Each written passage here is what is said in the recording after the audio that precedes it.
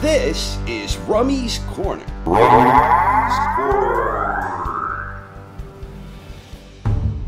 Good evening, boxing fans, and welcome to the grand finale of the Top 10 by Decade ranking experiment. As always, we will be utilizing Ring Magazine's rich archive of historical rankings in order to try and objectively determine the top 100 boxers. The scoring system is simple, and for a quick example of how it works, at the conclusion of 1924, these were the top-rated middleweights according to Ring Magazine. Harry Greb is the top name, so he gets 10 points. Next is Tiger Flowers, and he gets 9 points. And we continue allocating points in this fashion, which means Ted Moore gets 1 point, as he's the 10th name on the list. Sometimes Ring has 11 or more names listed, but for our purposes here, we are only concerned with the top 10. Ring Magazine began doing annual rankings for the traditional 8 weight classes way back in 1924.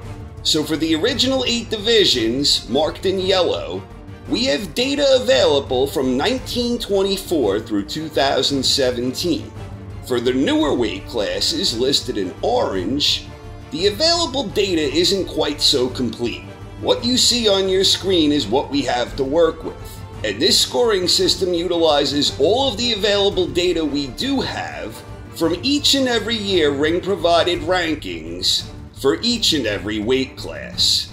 This is a countdown of the top 100 point totals. Note that I never did a decade episode for the strawweight division, but all of the data from strawweight is included here, as is all of the data I never previously covered between 1924 and 1929, and also the 1980s cruiserweight division, and also a few scattered years I didn't cover from the newer weight classes. It's all included here. And before we get into the top 100, let's look at 2 guys who just missed the cut, starting with Sugar Ray Leonard. Ray was never going to fare well under this scoring system because of several retirements where he wasn't included in the rankings.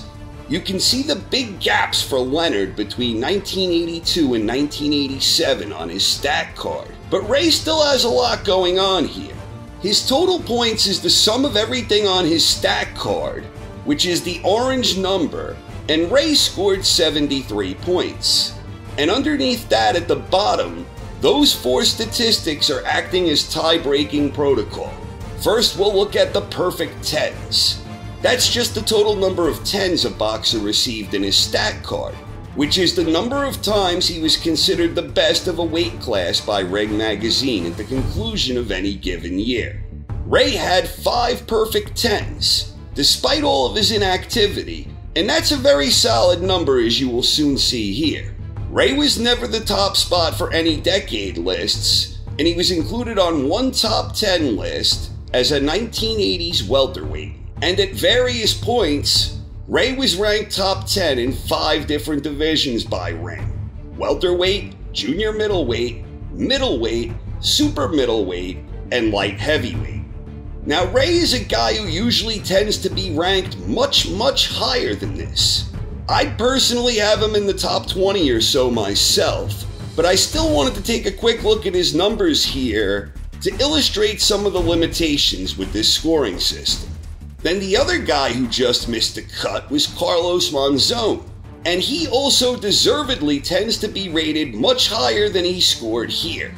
Monzon had 7 perfect 10s, and he was considered the best middleweight in the world for 7 straight years in the 70s. It does seem that maybe Ring Magazine tended to overlook several South American champions prior to the point of them becoming champions. And I think that might be the case with Monzon here. So Leonard and Monzon just both missed the cut with 73 points, but with the tie-breaking protocol, Monzon finished higher because he had 7 perfect 10s, whereas Leonard had 5. At number 100, we have Felix STURM. One would be very hard-pressed to rank STURM ahead of guys like Leonard and Monzon, and I think the numbers here actually reflect that. STURM was never considered the best middleweight in the world, so he doesn't have any perfect 10s. But because of his longevity, where STURM was ranked top 10 over the span of 13 consecutive years, he edged out 2 Hall of Fame greats under this scoring, as STURM totaled 74 points. Number 99 is Dave Shade, and the majority of his points came from the 1920s and 30s when he was competing at middleweight. And despite never winning a championship, Shade was viewed as the best middleweight at the conclusion of 1931 when the championship was vacant. So that provides Shade with 1 perfect 10, which gives him the edge over STURM. Number 98 is Jake LaMotta. The bulk of LaMotta's 74 points came from his middleweight campaign during the 1940s. Jake was considered the best of the division twice, at the conclusion of 1949 and 1950. And LaMotta also received some points as a light heavyweight in 1952. So 2 perfect 10s for LaMotta, that gives him the nod over Shade. Number 97 is Orlando Canizales. He also received 74 points, but Canizales has 4 perfect 10s, and he was considered the best bantamweight in the world for a 4-year stretch between 1991 and 1994. Canizales also received some points at both junior feather and featherweight. Number 96 is Aaron Pryor. The Hawk also scored 74 points, and he also had 4 perfect 10s, just like Canizales. So the next tie-breaking protocol is top spots, and that's where Pryor gets the edge over Canizales, because Pryor received the highest point total of any junior welterweight from the 1980s. So that top spot gave Pryor the edge over Canizales. Number 95 is Sat Chittilata. All 74 of Chittilata's points came from his time at flyweight during the 80s and 90s. Chittilata was viewed as the best flyweight for 6 out of 7 years between 1984 and 1991. So that's 6 perfect 10s for Chittilata, who was also tied for the top score as a 1980s flyweight. Number 94 is Mickey Walker. The Toy Bulldog is yet another guy with a 74-point total, and he had 6 perfect 10s. 1 top spot finish as a 1920s middleweight, and he also had 2 top 10 decade finishes in total. So we had to go and use the 4th tiebreaker to separate Walker from Chittilata, and that's because in total, Walker received points in 3 different divisions: welterweight, middleweight, and also heavyweight. It's also probably worth noting that Walker would have certainly scored higher if Ring began doing rankings prior to 1924. Number 93 is Stevie Johnston. Stevie received 75 points, and all of his points came from his time spent as a lightweight during the 90s and double O's, where he finished as a top 10 in the division from each decade. Johnston also had 1 perfect 10 in 1999. Number 92 is Nicolino Locche. El Intocable also scored 75 points. Locche's points came from the 1960s and 70s, where the defensive master spent time as a lightweight and junior welter. Locche scored 3 perfect 10s between 1969 and 1971, and he also finished on 3 different top 10 decade lists. Number 91 is PONE KINGPETCH. All of KINGPETCH's 75 points came from his time as a flyweight during the 50s and 60s, where he finished as a top 10 in each decade. KINGPETCH scored 3 perfect 10s just like Locche, but KINGPETCH got the nod because he finished in the top spot as a 1960s flyweight. Number 90 is Sharmba Mitchell. The little big man scored 76 points. Mitchell had 1 perfect 10 as a junior welterweight in 1999, and he also finished as a top 10 junior welter in both the 90s and the double O's. Mitchell also scored some points as a lightweight earlier in his career before making the jump to 140. Number 89 is Wilfred Benitez. El Radar also scored 76 points. but he received his across 4 different weight classes throughout the 70s and 80s. Benitez scored 3 perfect 10s as a junior welterweight during the later parts of the 70s, and Benitez also appeared on 2 top 10 decade lists. Number 88 is NASEEM Hamed. Prince Hamed has 76 points, most of which came from his time spent at featherweight. Hamed scored 4 perfect 10s between 1997 and 2000. He appeared on 2 top 10 decade lists, and he even scored a few points at bantamweight before making the jump to feather. Number 87 is Antonio Cervantes. Kid Pambele has just a 1-line stat card, but that 1 line is loaded with 76 points. Cervantes scored 5 perfect 10s, and he was considered a top 3 junior welterweight for 8 straight years. Cervantes had the highest score of anyone from that division during the 70s, so his 1 top spot finish gave him the edge over Hamed. Number 86 is Michael Spinks. All of the 76 points Spinks scored came from the 1980s. Spinks scored 2 perfect 10s as a light heavyweight and another 3 as a heavyweight, giving him 5 perfect 10s in total. Spinks had the highest top spot score as a 1980s light heavyweight, and he also had a top 10 score as a heavyweight. Number 85 is Bob Foster. The deputy sheriff was another one with 76 points. Foster finished as a top 10 light heavyweight in both the 60s and the 70s, and he was viewed as the best of the division for 6 consecutive years between 1968 and 1973.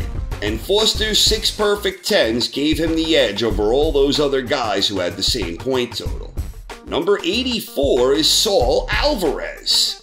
Canelo scored 77 points, and all of those points came from the current decade across the middleweight and junior middleweight divisions.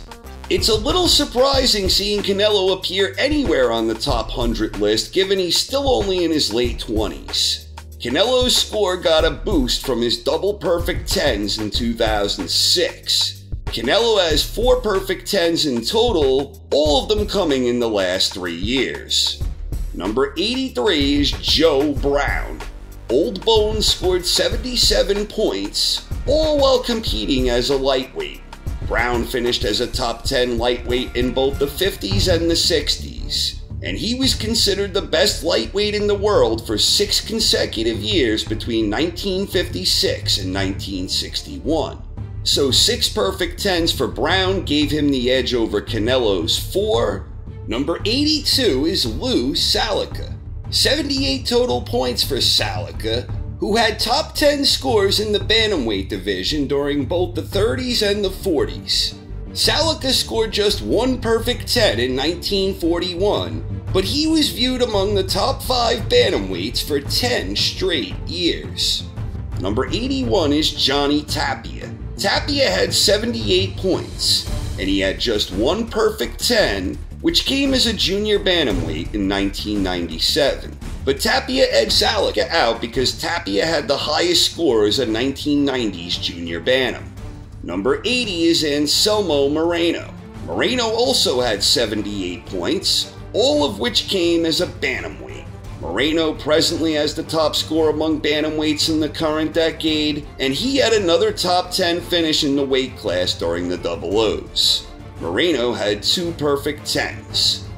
Number 79 is Terry Norris. Terrible Terry is another one who finished with 78 points.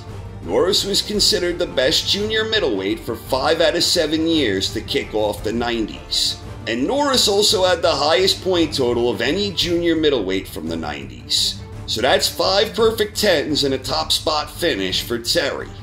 Number 78 is Samuel Serrano. El Torbellino scored 78 points. Serrano finished in the top spot among 1970s junior lightweights, and he placed 3rd among junior lightweights from the 80s. Serrano was considered the best of the class for 6 out of 7 years between 1976 and 1982. So that's 6 perfect 10s for Serrano. Number 77 is Joey Maxim. It was 79 total points for Maxim, all of them coming from the heavyweight and light heavyweight divisions from both the 40s and the 50s. Maxim finished as a top 10 light heavyweight from the 50s, and Maxim had 2 perfect 10s on his ledger. Number 76 is Joel Casamayor. El Sapillo also had 79 points. Casamayor had the highest total among junior lightweights from the Double O's, and he also finished as a top 10 lightweight in the same decade.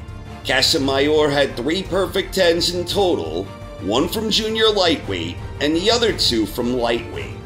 Number 75 is Rafael Marquez. Marquez had 79 points, and he scored the second highest point total among bantamweights from the Double O's. Marquez was ranked as the best bantam in the world for 4 straight years between 2003 and 2006. And he also scored some points at junior feather and featherweight. So 4 perfect 10s for Marquez. Number 74 is Pascual Perez. El Leon Mendocino tallied 79 points, all of which came competing as a flyweight. Perez had the highest score among 50s flyweights, and he also finished top 10 among 60s flyweights. Perez was viewed as the best flyweight from 1954 through 1959, so that's 6 perfect 10s for Perez. Number 73 is Edwin Rosario. Chapo scored 80 points across 3 different weight classes in the 80s and 90s. Rosario had the highest score among lightweights from the 1980s, but Rosario had just 1 perfect 10 in 1986. But Rosario's point total benefited from the fact that Ring had him ranked at the conclusion of 11 different years. Number 72 is Joey Giardello.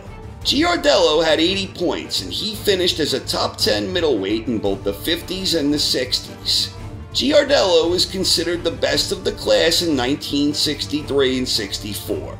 So 2 perfect 10s for Giardello gave him the edge over Rosario. Number 71 is Dariusz Michalczewski. Tiger had 81 points, and he finished as a top 10 light heavyweight in both the 90s and the Double O's.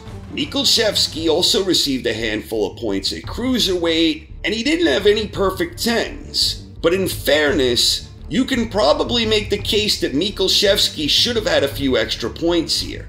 Ordinarily, Ring usually reserves the top spot on their rankings for lineal champions, but they never recognized Michalczewski as the best light heavyweight, despite the fact that Dariusz had a legitimate claim to the lineage.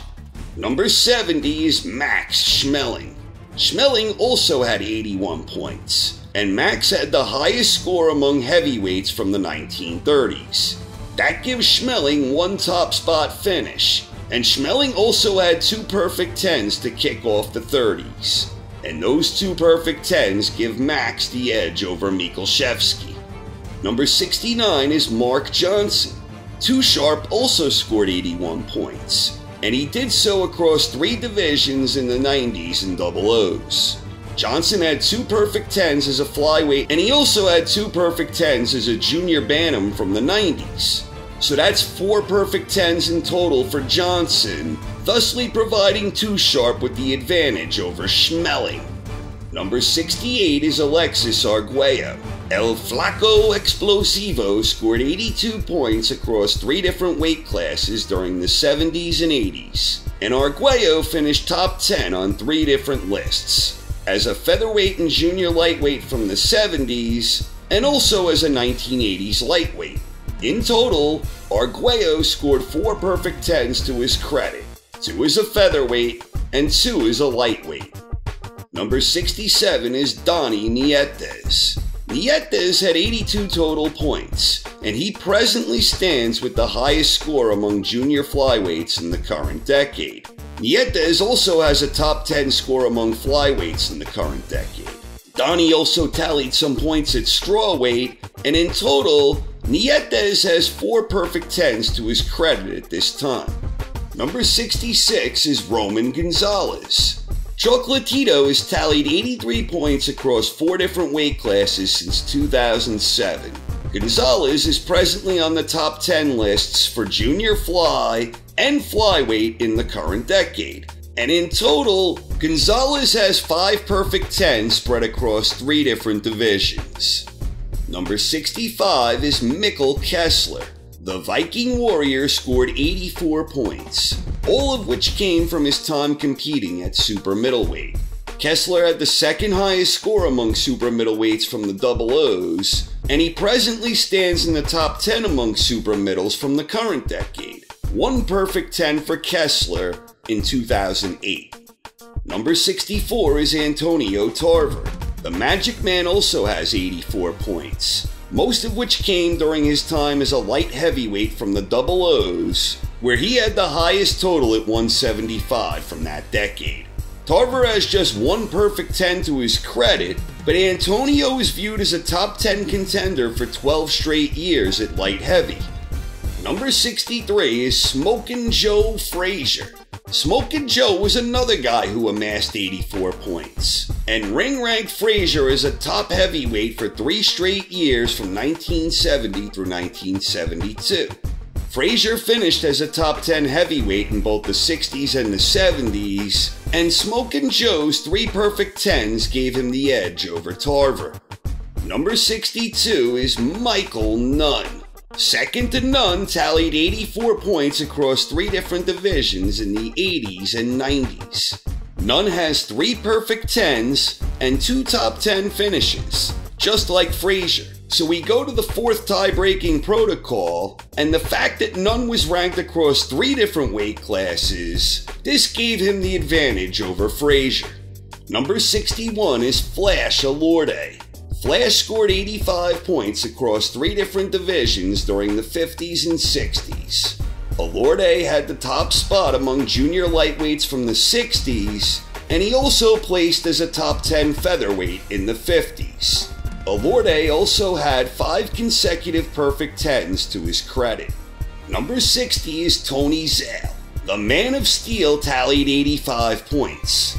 Zale had the top score among middleweights from the 40s, but it should be noted that Zale didn't defend his title during the war years. On that note, I erroneously claimed in previous installments that the titles were frozen during World War II, but that wasn't factually correct, although it was usually the case. In the case of Zale, it was true, so he may have benefited from that, and I'll comment more about the war years going forward when it's relevant. So 6 perfect 10s for Zale, and that gave him the edge over Elorde. Number 59 is James Toney. Lights Out had 86 points, and as you can see from his stat card, he had an awful lot going on across 5 different divisions during his storied career. Toney is a perfect example of the type of fighter who never did well in any of the divisional top 10s. He has just 1 top 10 finish, and ironically, that came as a heavyweight during the double O's. But when you add up all of Toney's points from all of those weight classes, Toney outscored many of the guys who finished on more top 10 lists. And Toney also had 2 perfect 10s to his credit. Number 58 is George Foreman. Big George had 86 points, and I believe Foreman is the only person who accumulated points in non-consecutive decades. Foreman had 2 perfect 10s, separated by 21 years, one in 1973 and the other in 1994. Foreman also finished as a top 10 heavyweight in both the 70s and the 90s, arguably the 2 toughest eras in heavyweight history. So those 2 top 10 finishes provided Foreman with an advantage over Toney. Number 57 is Ismael Laguna. Laguna tallied 87 points across 3 different divisions during the 60s and the 70s, and Laguna actually had 3 top 10 finishes. But Laguna was never considered the best at the conclusion of any year that he was ranked, so no perfect 10s for Laguna. Number 56 is Jimmy McLarnin. McLarnin had 87 points, some of which came at feather and lightweight, but most of which came from his time at welterweight. McLarnin had the highest score among welterweights from the 30s, and Jimmy had 2 perfect 10s, which gave him the edge over Laguna. Number 55 is Henry Armstrong. Homicide Hank scored 87 points. But before we even get into his stat card, it's probably worth noting that Armstrong is generally viewed as a lock for the top 10. Considered a top 10 lock by most serious boxing scholars in any case.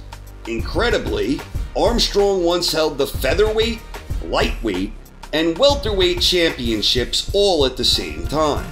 So with that in mind, this scoring system didn't do Armstrong any favors, much in the same way it didn't do Leonard or Monzon any favors. Armstrong still managed 4 perfect 10s to his credit, all of which came during a 3-year stretch across 3 different divisions, back in the day where there were really only 8 weight classes.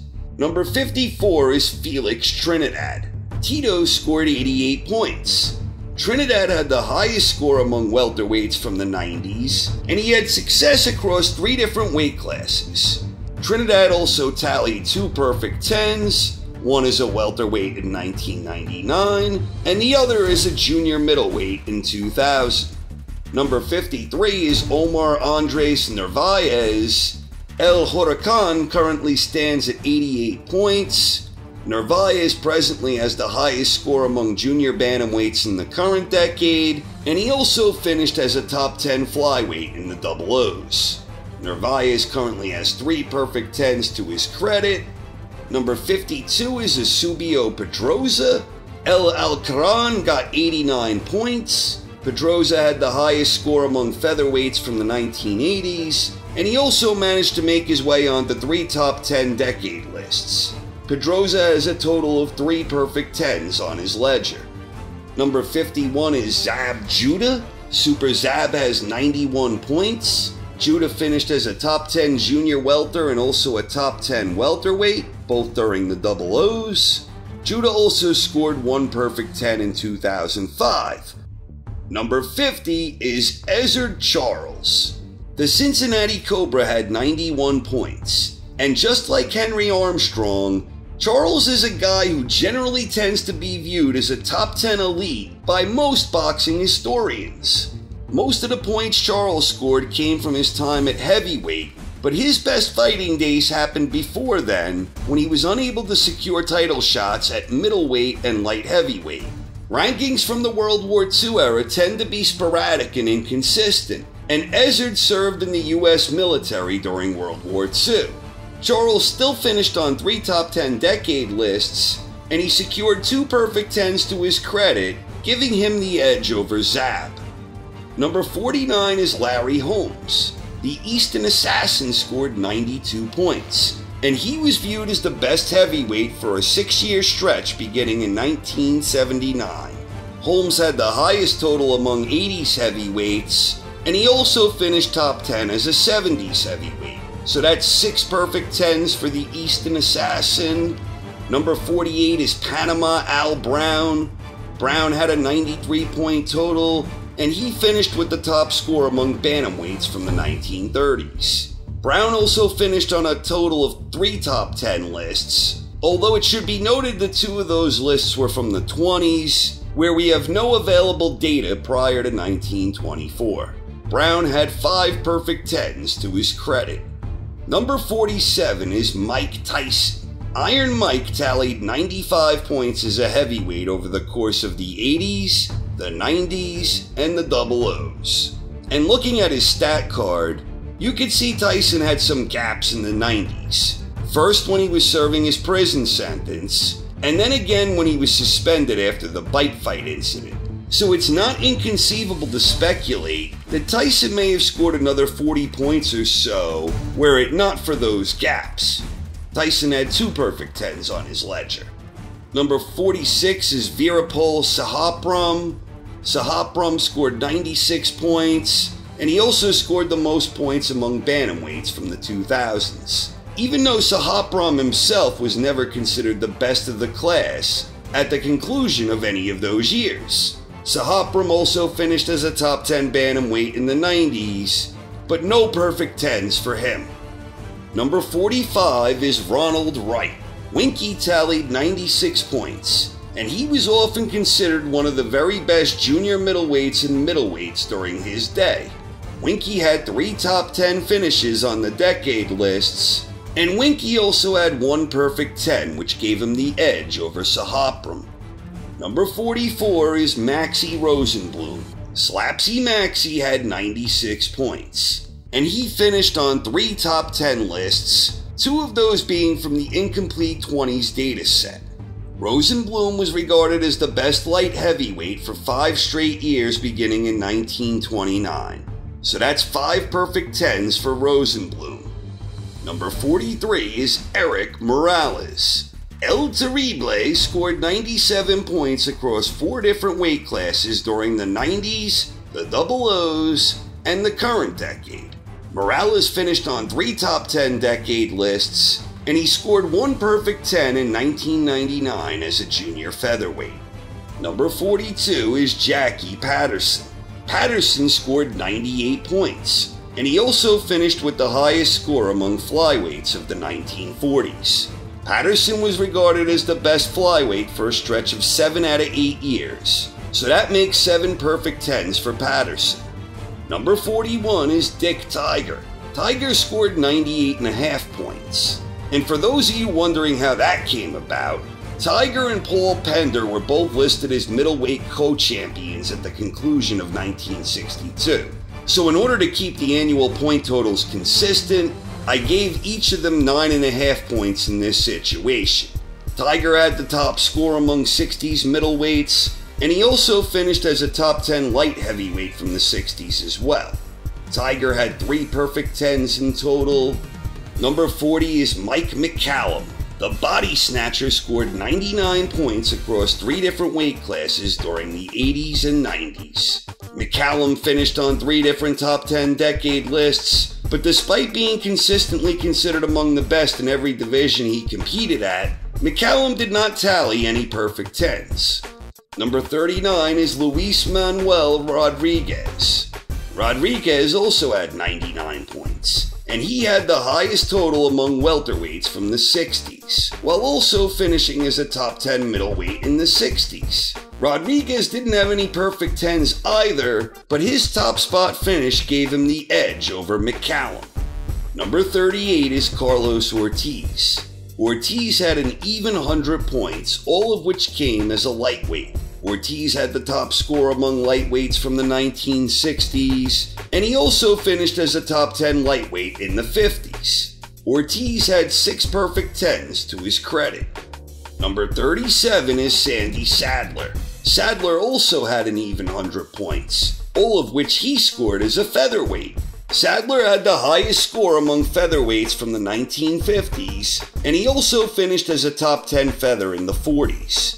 Sadler had 8 perfect 10s in total, and that gave him the edge over Ortiz. Number 36 is Tony Canzoneri. Canzoneri scored 101 points in 4 different weight classes during the 20s and 30s. Canzoneri finished with the most points among 1930s lightweights, and Canzoneri had 4 perfect 10s as a lightweight and another perfect 10 as a featherweight. So 5 perfect 10s in total for Canzoneri. Number 35 is Eddard Joffrey. Joffrey also had 101 points, and Joffrey had the highest total among 1960s bantamweights, and he had the second highest score among 70s featherweights. Joffrey had a total of 6 perfect 10s, and that gave him the edge over Canzoneri. Number 34 is Pongsaklek Wanjankum. Wanjankum scored 103 points, and he had the top score for flyweights in the Double O's. Wanjankum also presently stands as a top 10 flyweight in the current decade. Wanjankum had a total of 6 perfect 10s on his ledger. Number 33 is Manuel Ortiz. Ortiz also finished with 103 points, and Ortiz had the highest score among 1940s bantamweights. Ortiz is an example of me being incorrect when I previously stated that the titles were frozen during World War II, as Ortiz made numerous title defenses during the war years. Ortiz also racked up an impressive 8 perfect 10s to his credit. Number 32 is Marvelous Marvin Hagler. Hagler amassed 106 points, and he had the highest score of any middleweight from the 80s. And Marvin also finished as a top 10 middleweight from the 70s. Hagler was viewed as either the best or second best middleweight for 11 straight years, and the Marvelous One had 7 perfect 10s in total. Number 31 is Gus Lesnovich. Lesnovich had 108 points, 85 of which gave him the highest point total among 40s light heavyweights. Lesnovich also finished as a top 10 light heavyweight in the 30s, and Gus had 7 perfect 10s to his credit. Number 30 is Harold Johnson. Hercules had 111 points. Johnson had the highest score among 1960s light heavyweights, and he had the second highest score among light heavyweights from the 50s. But despite consistently being viewed among the best of his class for nearly 15 years, Johnson had just 1 perfect 10 to his credit. Number 29 is Miguel Cotto. Cotto also had 111 points, and Miguel scored his points across 4 different weight classes. Cotto finished as a top 10 welterweight from the Double O's, and he currently stands as a top 10 junior middleweight in the current decade. Cotto had 2 perfect 10s, giving him the edge over Johnson. Number 28 is Lennox Lewis. Lewis also had 111 points, and Lewis had the second highest score among 90s heavyweights and the third highest score among heavyweights from the Double O's. Lewis had 5 perfect 10s in total, so that gave him the advantage over Cotto. Number 27 is Jose Napoles.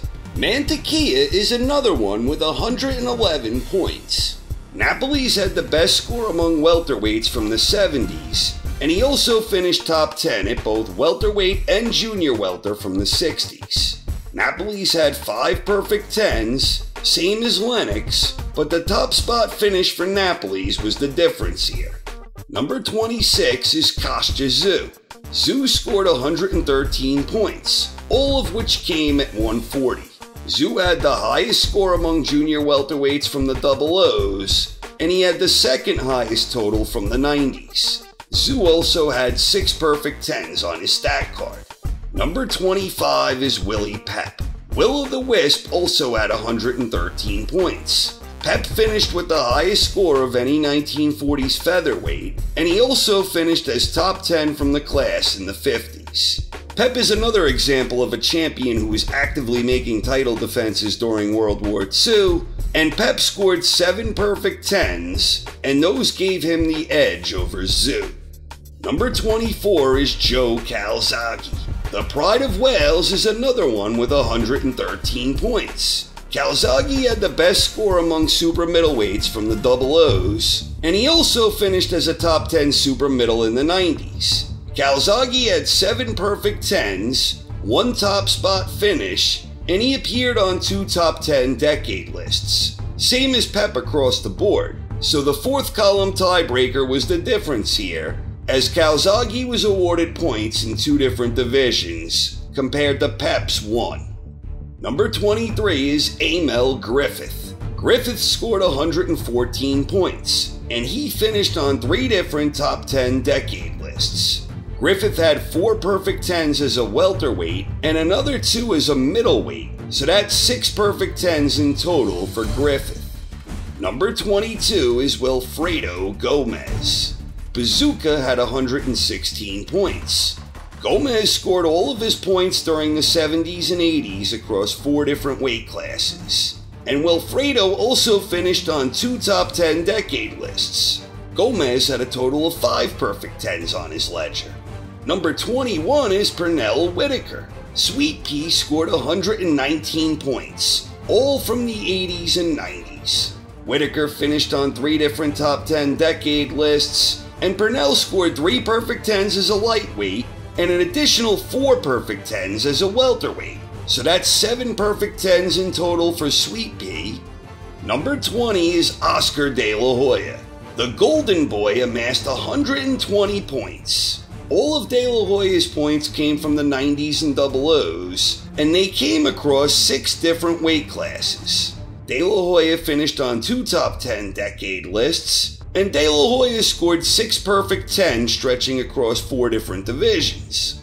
Number 19 is Floyd Patterson. The bulk of Patterson's 121 points came from his time spent at heavyweight, but he also earned points as a light heavyweight before that. Patterson finished on 3 top 10 lists, and Floyd had 5 perfect 10s in total. Number 18 is Marco Antonio Barrera. The baby-faced assassin also had 121 points. Barrera finished on 3 different top 10 lists, and he acquired points across 4 different weight classes. Barrera had 6 perfect 10s, and that gave him the edge over Patterson. Number 17 is Roberto Duran. Duran scored 122 total points, and Duran had the highest score among lightweights from the 1970s. Duran received points stretching across 4 different divisions, and Duran finished with a total of 7 perfect 10s to his credit. Number 16 is Virgil Hill. Quicksilver had 126 points. Hill scored the most points of any light heavyweight from the 1990s, and he also finished top 10 as an 80s light heavyweight and a double O's cruiserweight. Hill had 5 perfect 10s on his ledger. Number 15 is Shane Mosley. Sugar Shane had 128 points. Shane finished on 3 different top 10 decade lists, each from a different weight class: lightweight, welterweight, and junior middle. Mosley had 5 perfect 10s under this scoring. Number 14 is Azuma Nelson. The Professor scored 130 points. Nelson finished with the 2nd highest score among 1980s featherweights, and he also had the 2nd highest total among 90s junior lightweights. So 2 top 10 lists for Nelson, and a total of 6 perfect 10s. Number 13 is Julio Cesar Chavez.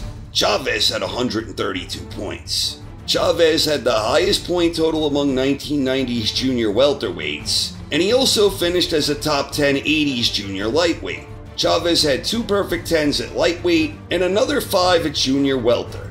So 7 perfect 10s for Chavez. Number 12 is Vladimir Klitschko. Dr. Steelhammer scored 136 points. Vladimir had the highest score among heavyweights from the double O's, and he presently has the top score among heavyweights from the current decade. So that's 2 top spot finishes for Klitschko, and Vladimir also tallied 9 perfect 10s on his ledger. Number 11 is Evander Holyfield. The real deal had 137 points. Holyfield had the highest score among 90s heavyweights, and he also finished as a top 10 80s heavyweight. Holyfield had a total of 6 perfect 10s, all of which came during the 90s as a heavyweight. And now moving along to the top 10, at number 10 we have Juan Manuel Marquez. Marquez scored 144 points, and he has an awful lot going on with his stat card. Marquez had the highest score among 90s featherweights, and Marquez is on a total of 5 top 10 decade lists. Marquez scored 5 perfect 10s, 4 of which came when he was competing at lightweight. Number 9 is Thomas Hearns. The Motor City Cobra scored 150 points. Hearns had the highest score among 1980s junior middleweights, and Hearns also finished top 10 as an 80s middleweight. Hearns was ranked at various times across 6 different weight classes. What I personally find fascinating about Hearns' high ranking here is that when you think of the Fab Four, he's usually never the guy considered to be the best of the bunch. A lot of people think Ray was the best because he holds victories over the other 3.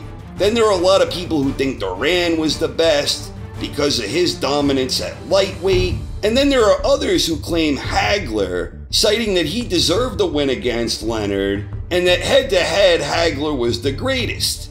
You don't usually hear Hearns' name here. The Hitman's name isn't held in the same esteem as the rest. But under this scoring system, Ray finished outside the top 100, and Tommy was the only one from the Fab Four to score in the top 10. Hearns had 7 perfect 10s to his credit. Number 8 is Joe Louis. The Brown Bomber had 151 points. Louis had the highest score among heavyweights from the 40s, and he had the 2nd highest score among heavyweights from the 30s. So 2 top 10 decade lists for Joe Louis, and incredibly, Louis had 12 perfect 10s, all of them coming from boxing's marquee weight class over the course of 12 consecutive years. Amazing stuff. Number 7 is Roy Jones Jr. Jones scored 159 points across 4 different weight classes during the 90s and double O's. Roy finished on 4 different top 10 decade lists, and Jones had 1 perfect 10 at middleweight, another 3 perfect 10s at 168, and yet another 7 perfect 10s at light heavyweight. So 11 perfect 10s for Roy Jones Jr. Number 6 is Muhammad Ali. The greatest scored 164 points. Ali finished with the highest score among heavyweights in both the 1960s and the 1970s. So 2 top spot finishes for Muhammad Ali, and Ali had 6 perfect 10s in the 60s and another 5 perfect 10s in the 70s, giving Ali 11 perfect 10s in total. Number 5 is Sugar Ray Robinson. Robinson had 173 points. Ray Robinson is commonly viewed by many, if not most, as the greatest pound-for-pound boxer of all time. And the statistics here certainly do nothing to weaken his case. Robinson had the highest score among welterweights from the 1940s, and he also had the highest score among middleweights from the 1950s. So that's 2 top spot finishes for Ray, and if you look at Ray's stats, you see a little gap there between 1952 and 1954, which corresponds with Ray's initial retirement. Were it not for that retirement, and the fact that Robinson served in the US military during World War II, it's not inconceivable to speculate that Sugar Ray Robinson may have scored another 35 to 40 points on his stat card. But even with World War II and the 3-year retirement, Robinson still finished top 5 under this scoring system. Number 4 is Manny Pacquiao. Pac-Man scored 177 points, and his stat card has more rows on it than anyone else. Pacquiao was ranked across 7 different weight classes. Pacquiao has the highest score among welterweights from the current decade, and he finished on 3 top 10 decade lists altogether. In total, Pacquiao had 9 perfect 10s to his credit. Number 3 is Floyd Mayweather Jr. Floyd scored 181 points across 5 different divisions, and Floyd finished on 5 top 10 decade lists. Floyd had 13 perfect 10s to his credit, which was the most of any boxer under this scoring. And Floyd is also the only boxer to score 2 perfect 10s for 3 consecutive years, a feat that he achieved between 2012 and 2014. I find it more than a bit ironic that Floyd and Pacquiao finished so close to one another under this scoring system. Number 2 is Archie Moore, the Old Mongoose. The Old Mongoose had 194 points. Archie had the highest score among 50s light heavyweights, and indeed, his 97 points was the most scored by any boxer in any weight class from any decade. The Old Mongoose was also the only boxer to finish top 10 in the same weight class for 3 consecutive decades. Archie had 10 perfect 10s to his credit, and they came over a stretch of 10 consecutive years. And number 1 is Bernard Hopkins. The Executioner scored an amazing 211 points under this scoring system.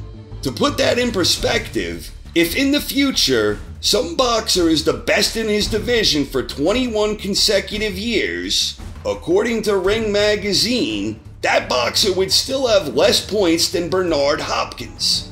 Hopkins currently has 3 top spots, 4 total top 10 decade lists, and 12 perfect 10s to his credit. From 1994 until 2015, Bernard was always considered top 3 in the weight class where he was competing. When people think of the greatest boxer of all time, Bernard Hopkins isn't the type of name that typically enters the discussion. Bernard is usually known for his longevity, and this scoring system inherently favors boxers with greater longevity. Hence the reason Sugar Ray Leonard finished outside the top 100. But just look at Bernard's stat card. It's mind-boggling stuff. And it doesn't even account for the fact that at age 41, Hopkins jumped up 2 weight classes to beat the top dog at 175. In conclusion, while this top 100 list is a far cry from perfect, I still think it was an interesting and worthwhile endeavor. The idea here was to try and be objective while removing personal opinion from the equation. Ring Magazine may have had their own biases along the way, and they may have overlooked certain fighters, and they may have overrated others. But on the whole, I think Ring Magazine's rich archive of historical rankings can provide fans with a good overall picture of how boxers from the past were viewed by their contemporaries.